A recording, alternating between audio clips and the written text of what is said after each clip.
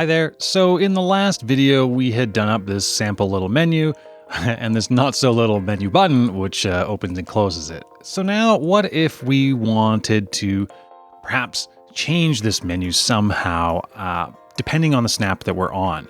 And well, let's just do that. So you can see we've got this little swing set play area out here. So let's take our Venetian blind transition straight out there. Here we are outside in the play area, and what I want to do, let's for example, let's just make these three buttons disappear. So the only one is the home button, which will take us back to the home again.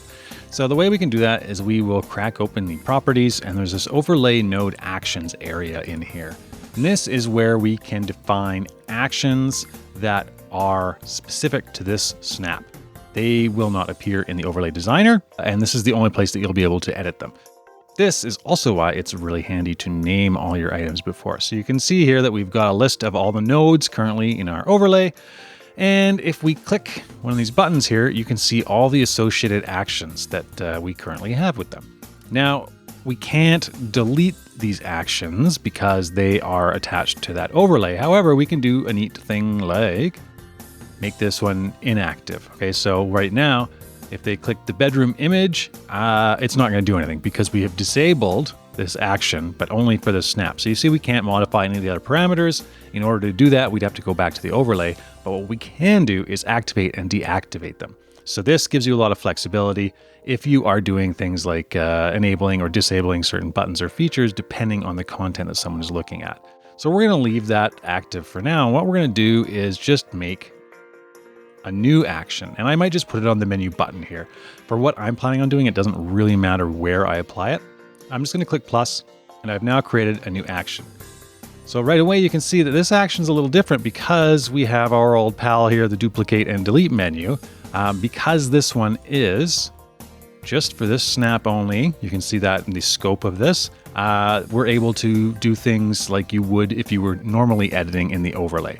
For example, I can add an on-click event or any of our events, do various things, and it will only apply for this snap. Let's say on snap load, I want to, node visibility. I want to hide some things, okay? What do I want to hide? I want to hide everything except for the home image.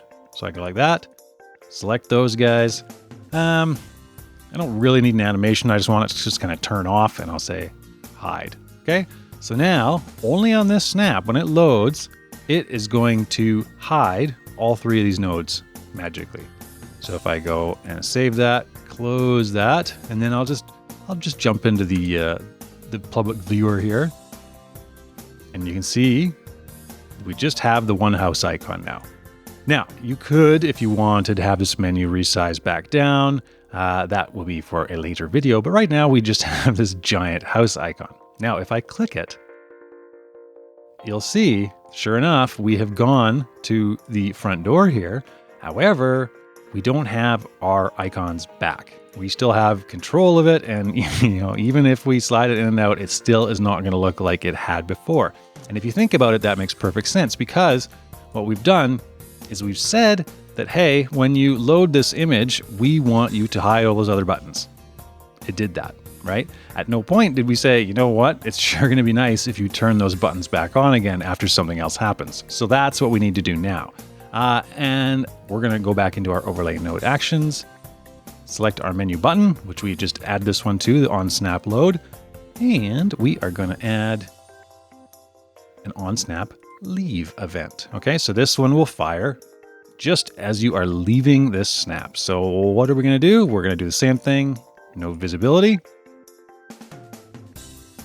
And we're going to select our three buttons, and we are now going to flick this over to show.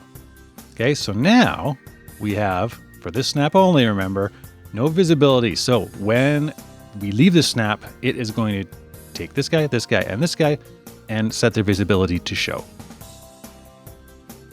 Fingers crossed. Let's go to the public viewer.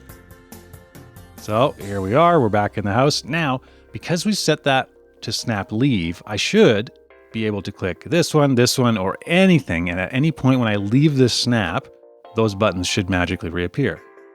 And they do. right? And again, they're still functional as they were before. If I go back over to this area here and back out to the swing set, pay attention to these guys down here.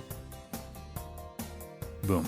So this was a very rudimentary demo. Hopefully, though, it gave you a bit of an idea and got the creative juices flowing as to how powerful and how flexible this whole new overlay system can be, especially when you're able to modify content per snap and not just have to kind of design one overlay or one interface for an entire tour or an entire experience or whatever you're designing. See you in the next videos.